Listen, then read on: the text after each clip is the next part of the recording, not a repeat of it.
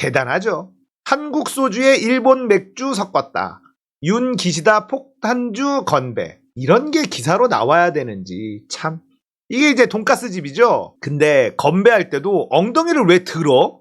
거기다 잔은 왜 낮춰? 이게 도대체 얘의 이 몸에 배어있는 이 노예 근성, 이거는 진짜 몸에 배어있는 거거든요. 건배하는데 왜 어정쩡하게 일어납니까? 잔은 왜 낮춰서 건배를 합니까? 딱 앉아서 편하게 더 높은 잔에 딱 이렇게 해줘야 되는데 얘는 그냥 일본한테 굽신거리는 게 몸에 배어있어요. 이건 자연스럽게 나오는 거잖아요. 그래서 제가 이걸 갖고 온 거예요, 이 사진을. 이상해요. 그냥 나보다 높은 사람, 어이구 어정쩡하게 잔도 아래. 이게 대한민국의 대통령이란 인간이 이게 됩니까? 이 말이 됩니까? 몸에 배어있는 거예요. 노예 근성, 일본에 대한 경외심, 이런 게 몸에 배어있는 인간이라는 걸 이 사진 한 장을 통해서 알 수가 있습니다. 술은 오지게 좋아해. 무슨 정상회담에서 소맥을 먹고 앉아있니? 참 대단하다 정말. 자, 조선일보에서 윤이 일장기에만 경내 가짜뉴스 부른 KBS 엉터리 중계 뒤늦게 사과. 조선일보 지금 똥줄이 탑니다. 똥줄 타요. 죽겠어. 일장기에만 경내한 게 아니다. 여기 뒤에 태극기가 숨어 있었던 거다. 카메라 앵글이 태극기가 가려져 있었던 거다. 막 이렇게 해명을 하는데요. 조선일보 안쓰럽다. 안쓰러워. 자, 이 장면 다들 많이 보셨을 거예요. 탁현민은 윤석열이 일장기 경내 의전 실수다. 대통령실은 그게 일본 관행이다. 뭐 이러면서 또 티격태격 하는데 얘네들은 의전 실수가 너무 많아. 그래서 영상 일단 한번 보면서 어떤 문제가 있는지 살펴보도록 하겠습니다. 어떤 문제가 있는지. 문제가 많습니다. 영상으로 보면은 더 정확하게 나와요. 보시죠. 자, 이제 들어옵니다, 둘이. 자, 쓱 들어오죠? 자, 저 표정 너무 싫다. 표정 너무 싫어. 자, 일단 쭉 들어와서 섰어요. 자, 여기 이쪽은 내각들이 쭉 서 있죠. 우리나라 내각이 없어요. 어디 갔어? 얘네 어디 갔어? 대통령보다 먼저 대기해야 하고 있어야 될 인간들이 없어요. 자, 없어. 자, 근데 좀 있다가 갑자기 옵니다. 애국가가 울리고 있는데 박진이랑 우리나라 내각들이 대통령보다 늦게 와요. 이거 의전 실수죠, 이건. 추경호, 박진 늦게 왔어요. 얘네들 이제 와서 줄 서는 거 봐봐. 애국가가 울리고 있는데 대통령보다 내각이 더 늦게 와. 정신 나간 거예요.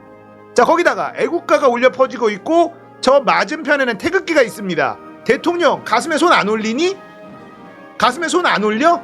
뭘 해야 되는지를 몰라. 내각들은 우왕좌왕 옆에 늦게 오고 대통령이라는 작자는 애국가가 울리고 있는데 가슴에 손 안 올려요. 앞에 태극기가 있다니까?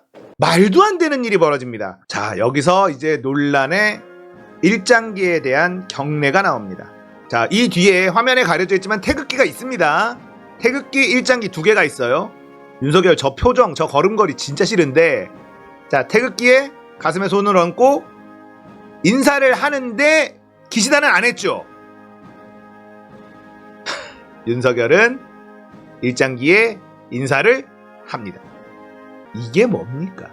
일장기에 경례한 건 의전 실수다, 이런 얘기를 탁현민이 했어요. 대통령실은 일본의 관행이다 이렇게 얘기하는데 아니라는 거예요. 자, 탁현민의 페이스북 보면 윤석열 대통령 일장기 경례 의장대 사열시 양국 정상은 사열 중간 각국 국기의 경례함. 윤석열 대통령이 태극기 향해 가슴에 손, 기시다 총리는 그 모습을 지켜보며 서 있음. 기시다 총리가 일장기에 허리 숙여 경례함. 원칙대로라면 윤석열 대통령은 기시다 총리처럼 그냥 서 있어야 함. 윤석열은 허리 숙여 다시 경례함. 윤석열이 태극기에 2번 경례했을 리가 없으니 일장기를 향해 경례한 것으로 봐야 된다. 만약에 태극기 2번 경례라면 굳이 왜 전무후무하게 2번이나 경례한 것인지, 그리고 2번째 경례를 왜 굳이 일본식으로 허리를 숙여 경례를 한 것인지 설명이 안 된다. 대통령의 의전 실수를 비유하고 싶은 사람들이 있겠지만 우겨서 될 일이 있고 안 될 일이 있다. 무슨 말인지 알겠죠? 왜 윤석열은 2번 경례를 했느냐?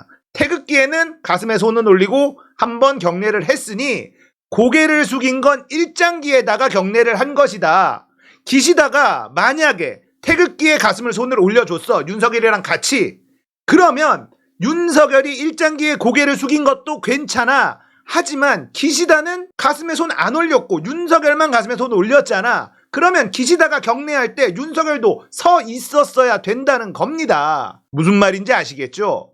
그런데 여러분들 많이 알려지지 않은 거가 있는데요. 지금 이번에 일본 방문이요. 뭔 줄 아세요? 실무 방문 빈객. 급 중에 제일 낮은 급으로 간 거예요. 이거 일본한테 개무시당한 겁니다. 국빈 방문이 아니에요. 국빈 방문이 아니라 맨 밑바닥 실무 방문이에요. 실무 방문. 대통령이 갔는데 한국의 대통령이 일본하고 사이좋게 지내자고 다 퍼주고 갔는데 맨 밑단 4등급 실무 방문이에요. 장관급 대우 막 이런 거예요. 지금 이게. 와, 이게 일본 언론에서 나온 거예요. 윤석열 활짝 웃고 있잖아요. 이런 대접을 받고 갔는데도 외국 요인을 환영하는 방법, 천황폐하의 손님, 국빈은 천황, 일왕의 손님이어야 된다는 거예요. 근데 일왕이 깐깐합니까? 대통령 오니까 이거는 국빈으로 합시다라고 하면 일왕이 오케이 해주지 안 돼 이럴 힘이 없어. 근데 이거 안 했다고. 맨 밑바닥 장관 차관급으로 간 거예요 이게. 그러니까 윤석열은 일본에서 파견시킨 장관급이라는 거야. 일본 입장에서는 딱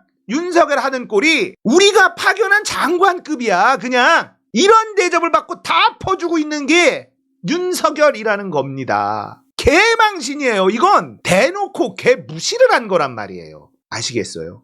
자, 그래놓고 얻어온 게 반도체 소재 수출 규제 해제 이거 하나예요. 근데 이거 실익이 있나요? 여러분들 잘 생각해 보십시오. 수출 규제는요 지들이 한 거야. 우리는 손님이에요. 물건 사는 사람이야.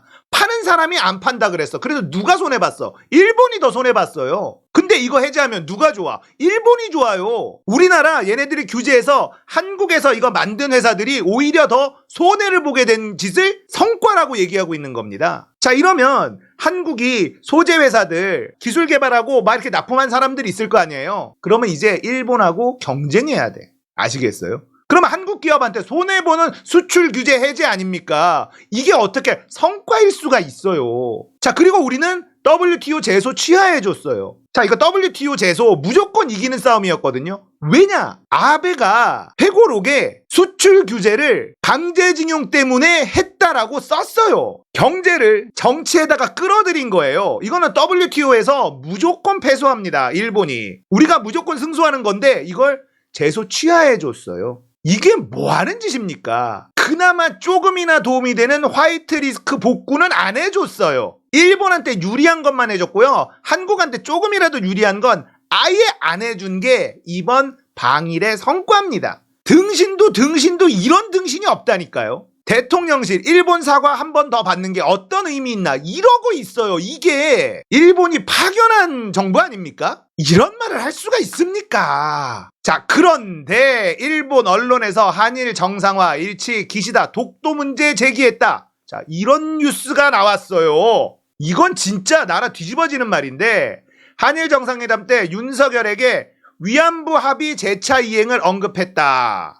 자, 위안부 합의 박근혜 때 했는데 문재인이 덮은 거 이거 다시 이행해야지. 그리고 교도통신이 기시다 총리가 독도 문제와 관련해서는 재반 현안에 대해 확실히 대처하고 싶다고 말했다고 보도했다. 기시다가 독도 문제에 대해서 언급을 했다는 거야. 독도 문제 잘 처리하라. 이어 일본 정부 소식통이 재반 현안이라는 말에는 독도가 포함됐다고 설명했다. 근데 대통령실은 기시다 독도 언급 전혀 없었다 이렇게 얘기를 합니다. 이러고 넘어갑니다. 만약에 기시다가 독도 언급 없었으면 강력 항의해야 될 거 아니야. 항의 안 해요. 독도 언급 없었는데 왜 일본 언론에다가 독도 언급했다고 얘기했느냐? 강하게 항의를 해야지. 항의 못한다니까? 했으니까 기시다는. 근데 너는 우물쭈물 아무 말도 안 하고 가만히 있었겠지. 이게 나라 팔아먹는 인간이 이게 어떻게 대통령입니까?